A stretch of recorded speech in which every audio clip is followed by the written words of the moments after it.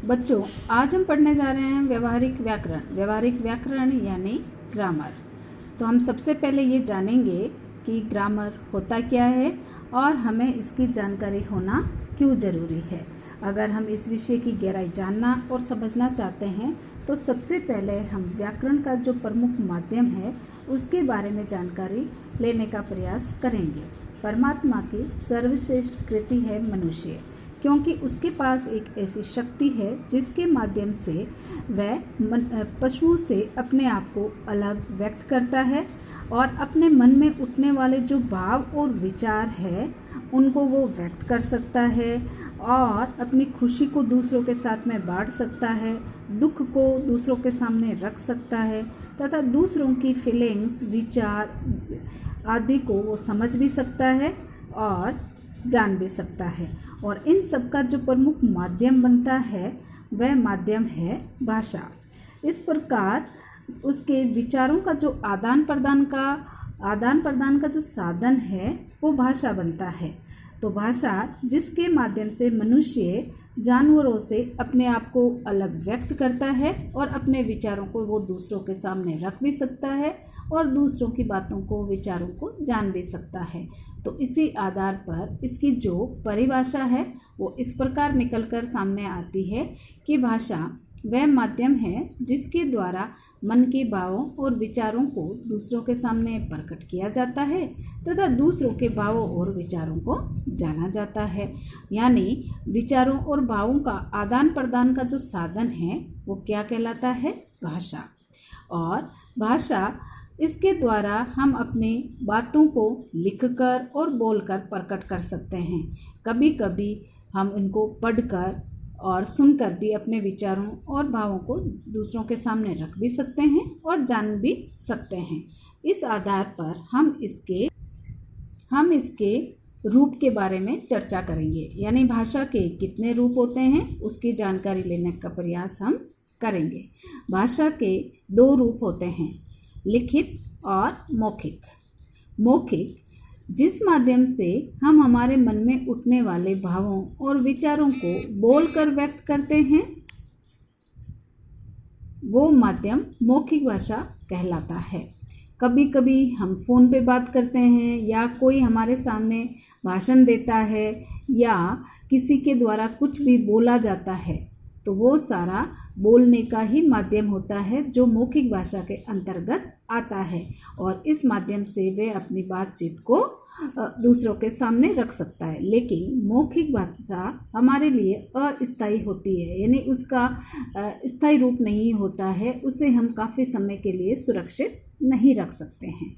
और भाषा का जो दूसरा रूप होता है वह होता है लिखित, कि जिसके माध्यम से मन में उठने वाले भावों और विचारों को हम लिख कर आदान प्रदान कर सकते हैं, वो भाषा लिखित होती है। और ये भाषा का जो रूप है वो स्थायी होता है और इसे सहज कर हम कितने सालों तक रख सकते हैं। यानी हमारा जो ऐतिहासिक रूप है जिसके माध्यम से हमारे पुराने वैभवशाली इतिहास या पुरानी परंपराएं, रीति रिवाज या हमारे आदि ग्रंथ जिनके बारे में हमें आज भी जानकारी मिलती है वो सारा का सारा हमारा लिखित रूप है।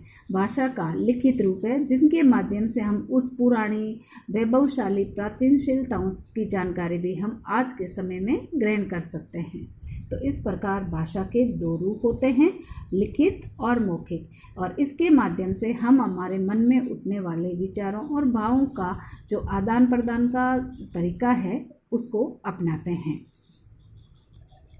भाषा व्यक्ति की विकासशीलता की स्थिति को दर्शाती है, उसकी नॉलेज को दर्शाती है, उसके ज्ञान को दर्शाती है। इस प्रकार भाषा का जो आज विविध रूप हमारे सामने समाचार पत्रों आदि के रूप में देखने को मिल रहा है वो सभी हमारा एक लिखित और मौखिक दोनों रूप में हमारे किसी न किसी रूप में सामने आता रहता है। और वर्तमान में भाषा का जो रूप है वो निरंतर विकासशीलता की ओर बढ़ता जा रहा है।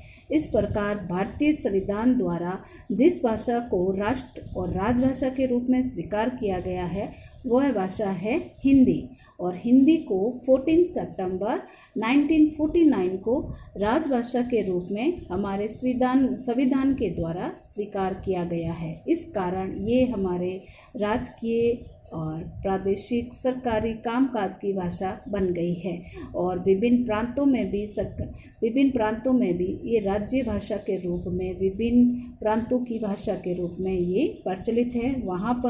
वहाँ के कार्य इसी भाषा के माध्यम से किए जाते हैं। इसलिए जम्मू कश्मीर से लेकर कन्याकुमारी या अंडमान निकोबार से लेकर राजस्थान तक सभी जगह हमारी राजभाषा हिंदी का प्रयोग किया जा रहा है। इस कारण विश्व की दूसरी सबसे अधिक बोलने वाली भाषा के रूप में हमारी हिंदी भाषा का नाम लिया जाता है और ये विस्तृत रूप से फैली हुई हमारे संविधान के मानक नियमों पर आधारित है। बच्चों, कभी कभी हम ऐसा सुनते हैं या देखते हैं कि किसी के द्वारा कुछ बोला जा रहा है और हमें वो समझ में नहीं आ रहा है या हमारी समझ से परे होता है, तो वो कहीं ना कहीं कुछ उसके द्वारा बोलने का जो तरीका है वो स्थानीय बोली से संबंधित होता है, जो एक स्थान और व्यक्ति विशेष से जुड़ा हुआ होता है। क्योंकि हमारे यहाँ विभिन्न प्रांतों में विभिन्न प्रकार की बोली जाती है जो उस जगह विशेष से जुड़ी हुई होती है। इसलिए जो एक सीमित क्षेत्र के द्वारा स्थानीय लोगों के द्वारा प्रयोग में ली जाती है आपसी विचारों के आदान प्रदान के रूप में, वह हमारी भाषा बोली का रूप में जानी जाती है। और बोली और भाषा में जो विभिन्नताएं हैं वो इस प्रकार होती है कि बोली एक सीमित क्षेत्र से जुड़ी हुई होती है और इसका कोई लिखित रूप हमारे सामने उपस्थित नहीं होता है, न इसका कोई साहित्य होता है और न ही इसे किसी कामकाज की भाषा के रूप में स्वीकार किया जाता है। इसलिए बोली एक स्थानीय सीमित समय और सीमित जगह तक जुड़ी हुई होती है। वहीं भाषा जो हमारे संविधान के द्वारा निर्धारित मानक नियमों पर आधारित होती है और उससे एक विशेष आकार और दर्जा प्राप्त होता है और उसे ही हमारी राजभाषा के रूप में स्वीकार किया गया है। और हमारी जो राजभाषा के रूप में स्वीकृत भाषा है वो है हिंदी। तो बेटा, आज हम अब जानेंगे कि जो बोली या भाषा है ये बोलने के साथ लिखी भी जाती है। तो लिखने के रूप में कुछ ध्वनि चिन्हों का प्रयोग किया जाता है और वो ध्वनि चिन्ह जिस रूप में जिस भाषा के साथ जुड़े हुए होते हैं वह उसकी लिपि के रूप में मान्य होते हैं। यानी हर भाषा को लिखने का एक तरीका होता है और जो भाषा जिस रूप में लिखी जाती है वह उसके ध्वनि चिन्हों को जिस रूप में आकार देती है वह उसकी लिपि कहलाती है। इस प्रकार लिपि की जो परिभाषा है वो इस प्रकार निकल कर आती है कि भाषा की जो ध्वनियाँ हैं उन्हें जिन चिन्हों के द्वारा हम लिखते हैं उन्हें लिपि कहते हैं। भारतीय संविधान द्वारा जिन भाषाओं को स्वीकृत किया गया है उनकी प्रमुख लिपियों को इस रूप में हम जान सकते हैं। जैसे हिंदी भाषा को लिखने का जो तरीका है वह देवनागरी लिपि में लिखा जाता है, गुजराती भी देवनागरी में लिखी जाती है और संस्कृत जो हिंदी भाषा की जननी है यानी हमारी आदि भाषाओं की माँ के रूप में जानी जाती है, तो संस्कृत भी हमारी देवनागरी लिपि में ही लिखी जाती है। पंजाबी गुरुमुखी के रूप में लिखी जाती है तो बांग्ला बंगाली लिपि में लिखी जाती है, मराठी फिर देवनागरी लिपि में लिखी जाती है, अंग्रेजी को लिखने का तरीका रोमन लिपि होता है, तो उर्दू को लिखने का जो तरीका है वह फारसी रूप में स्वीकृत किया गया है। हमारे भारतीय संविधान द्वारा हिंदी के अलावा भी कुछ भाषाओं को मान्यता प्रदान की गई है जो स्थानीय स्थिति पर बोली जाती है। तो हमारे संविधान द्वारा हिंदी के साथ में 22 भाषाओं को मान्यता दी गई है और ये मान्यता प्राप्त जो भाषाएं हैं वो निम्न प्रकार है: हिंदी, असमी, बांग्ला, गुजराती, कन्नड़, कश्मीरी, कोंकणी, मलयालम, मणिपुरी, मराठी, नेपाली, उड़िया, पंजाबी, संस्कृत, उर्दू, सिंधी, तमिल, तेलुगु, बोडो, डोगरी, मैथिली, संथाली आदि भाषाएं हैं जिन्हें हमारे संविधान द्वारा हिंदी भाषा के साथ में प्रांतीय भाषाओं के रूप में मान्यता दी गई है। बच्चों, कभी कभी हमारे द्वारा हम जब किसी भी भाषा का या बोली का प्रयोग करते हैं तो हमारे द्वारा उसका कुछ शुद्ध रूप में स्वीकार नहीं किया जाता है और हम इधर से उधर करके बोल देते हैं। तो वो हमारा जो बोलने का तरीका है वो शुद्ध रूप में नहीं होगा और उसमें कहीं ना कहीं सुनने वाले पर वो पर्याप्त असर नहीं डालता है। जैसे 4 आदमी उधर जा रही थी, तो यहाँ आदमी पुल्लिंग है और क्रिया किस रूप में लग रही है, इस पर स्त्रीलिंग के रूप में। तो ये जो सेंटेंस है, ये जो लिखा गया रूप है, जो हमारे वाक्य को लिखा गया रूप है, उसकी जो क्रिया है वो सही रूप में नहीं जा रही है, इसलिए यहाँ पर ये अशुद्ध रूप दिख रहा है। और दूसरा जो वाक्य लिखा हुआ है, दोनों लड़कियां खाना बना रहे हैं, यानी यहाँ स्त्रीलिंग को पुल्लिंग की क्रिया दी गई है। तो इस प्रकार ये दोनों वाक्य हमारे यहाँ अशुद्ध है। तो हम जो हमारे द्वारा भाषा का रूप प्रयोग में लिया जाता है, उसको शुद्ध रूप में बोलना और लिखना भी जरूरी होता है, तभी हम हमारी भाषा का एक मजबूत स्तंभ रूप स्वीकार करके दूसरों के सामने रख सकते हैं और दूसरों को उसको समझा भी सकते हैं। अगर हम इसी प्रकार अशुद्ध रूप में हमारी बात, मन के विचार दूसरों के सामने रखते रहे तो वो हमारे लिए उपयुक्त नहीं होगा, हमारी भाषा का वो विकृत रूप हो जाएगा। इसलिए हमें भाषा का शुद्ध रूप में प्रयोग करना आना चाहिए और हम भाषा का शुद्ध रूप में प्रयोग करना जिस रूप में जानते हैं उसे व्याकरण कहते हैं।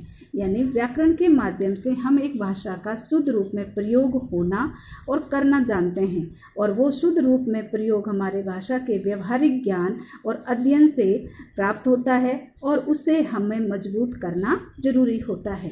इसलिए हमारे जो ये 2 सेंटेंस दिए गए हैं, 4 आदमी उधर जा रही थी नहीं होगा, इसकी जगह बोला जाएगा 4 आदमी उधर जा रहे थे। और दूसरा होगा दोनों लड़कियां खाना बना रहे हैं नहीं होगा, दोनों लड़कियां खाना बना रही है। इस प्रकार व्याकरण के माध्यम से हम भाषा का शुद्ध रूप प्रयोग करना सीखते हैं और जानते हैं, जिससे कि हम हमारे मन की बात या भाव या विचार जो भी है दूसरों को आसानी से समझा सकते हैं। तो हमें व्याकरण की परिभाषा को भी जानना जरूरी है, जो इस प्रकार है।